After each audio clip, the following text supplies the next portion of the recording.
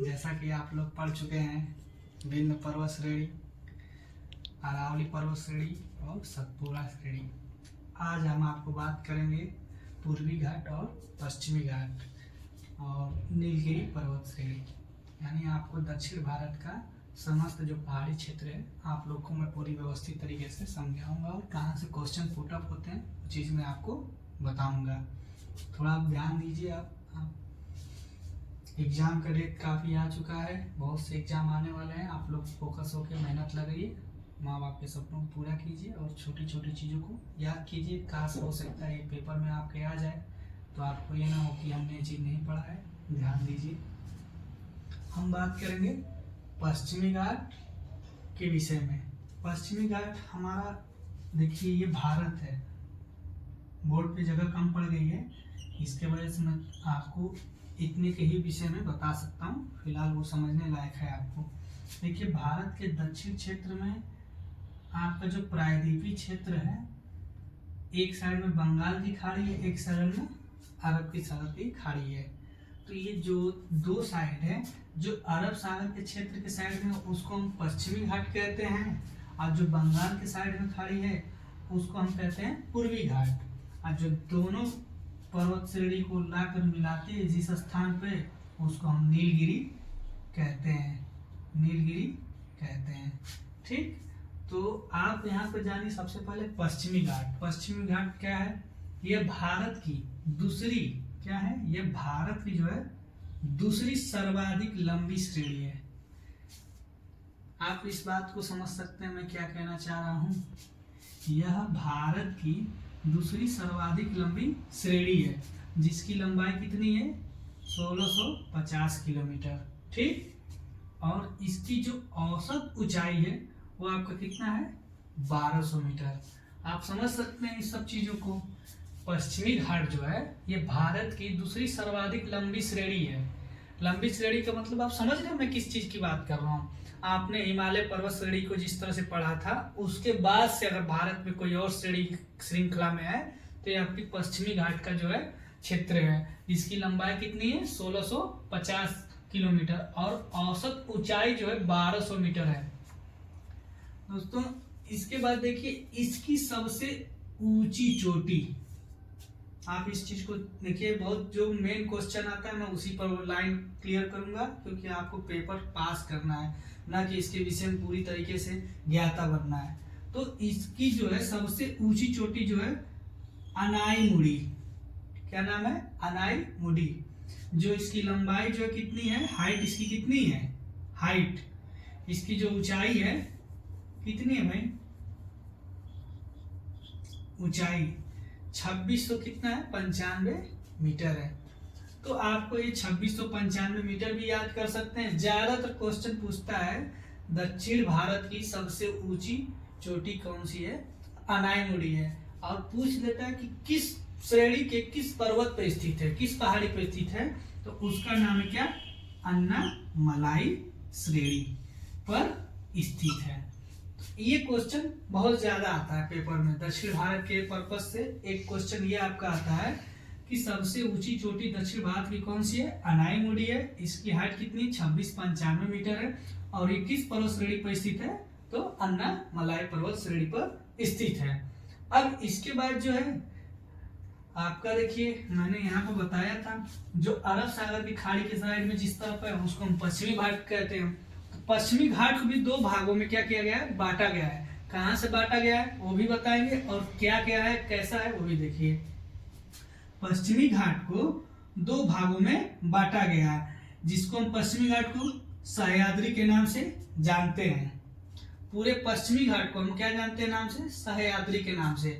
दो भागों में भी नहीं बांटा गया। ये सिर्फ पश्चिमी घाट हम पूर्वी घाट कहते हैं, तो पश्चिमी घाट को एक और नाम से जाना जाता है जिसको हम सह्याद्री कहते हैं। सह्याद्री। अब सह्याद्री को जो है दो भागों में बांटा गया है, यानी पश्चिमी घाट को ही दो भागों में बांटा गया है। कहां से इसकी डिवीजन है? गोवा राज्य आप जानते ही होंगे। गोवा के उत्तर साइड महाराष्ट्र गुजरात आ गया, और गोवा के नीचे आपका आ गया कर्नाटक आ गया, केरल आ जाएगा। तो यहीं से जो है कितने डिग्री अक्षांशों पे? तो ये 16 डिग्री अक्षांश रेखा जो है यहाँ से स्थित है इसका गोवा में। जो दो भागों में बांटती है। किसको? पश्चिमी घाट को, यानी सहयाद्री को दो भागों में बांटती है। और दो भागों में बांटने के बाद उनका अलग अलग नाम भी होता है, नामकरण भी अलग अलग है। एक को हम कहते हैं उत्तरी सहयाद्री और एक को कहते हैं हम दक्षिणी सहयाद्री। ठीक, सहयाद्री में भी क्या है? दो भाग में बांटा हुआ है। कौन से? अरब सागर के क्षेत्र में पश्चिमी घाट को दो भागों में बांटा गया। कितने डिग्री पर? 16 डिग्री अक्षांश रेखा पर। जो 16 डिग्री जो अक्षांश रेखा जब मैप आप देखेंगे उसमें आपका कहाँ पर पड़ेगा? गोवा में स्थित पड़ेगा।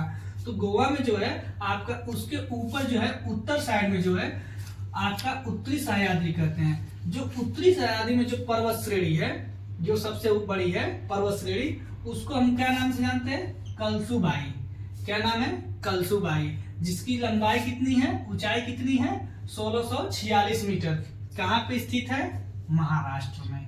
ये चीजें इंपॉर्टेंट चीज है कि उत्तरी सह्याद्री की सबसे ऊंची चोटी का क्या नाम है? तो कलसुबाई है। और कलसुबाई की हाइट कितनी है? तो 1646 मीटर स्थित है। जो कहाँ पे स्थित है? महाराष्ट्र राज्य में स्थित है। दूसरा आ जाता है आपका दक्षिणी सह्याद्री। दक्षिणी सह्याद्री सबसे ऊंची चोटी, क्या नाम है भैया? कुद्रेमुख। कितने हाइट है इसका?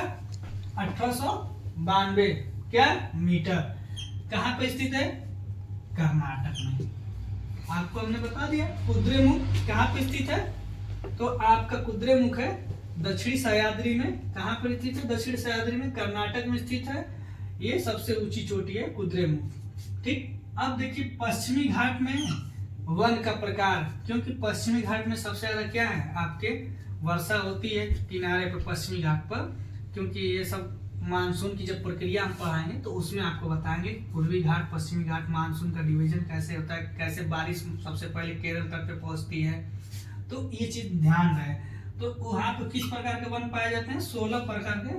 16 नहीं मतलब 16 जो होता है घास होता है, उसी का नाम वो है। 16 प्रकार के वन पाए जाते हैं। ठीक, तो एक बार आप इसको ध्यान से देख लीजिए।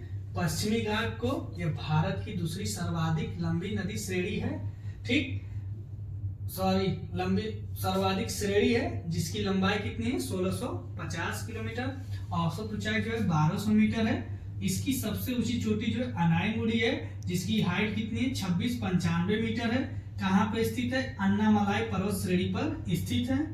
पश्चिमी घाट को सहयाद्री के नाम से जाना जाता है और सहयाद्री को दो भागों में बांटा गया है। कहां से बांटा गया है? 16 डिग्री अक्षांश रेखा पर स्थित है, जो गोवा में स्थित है। ठीक, पहला डिवीजन है उत्तरी सह्याद्री। उत्तरी सह्याद्री की सबसे ऊंची चोटी जो है कलसुबाई है, जिसकी हाइट जो है 1646 मीटर है, जो कि महाराष्ट्र में स्थित है।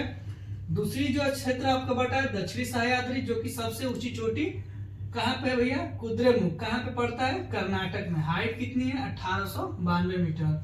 और पश्चिमी घाट के क्या कहते हैं? किस प्रकार के वन पाए जाते हैं? 16 प्रकार के वन पाए जाते हैं। 16 घास प्रकार के वन पाए जाते हैं। अब आते हैं, हम आपको बात करेंगे पूर्वी घाट का। ठीक, पूर्वी घाट। पूर्वी घाट को हम किधर बताए थे आप लोगों को? ये आपका पूर्वी घाट है। पूर्वी घाट मतलब बंगाल, बे ऑफ बंगाल के जो खाड़ी है उस साइड पूर्वी घाट कहते हैं। अब पूर्वी घाट में क्या है? नदी है। सभी नदियां लगभग कहाँ बहती हैं? पश्चिम से पूर्व बहती हैं। तो उसमें आपका गंगा आ जाता है, सॉरी गंगा कह रहा हूँ, गोदावरी आ गया, कावेरी आ गया, बहुत सी ऐसी नदियां हैं। आपको वहां पर मैं जब पढ़ाऊंगा तो बताऊंगा, पढ़ना होगा।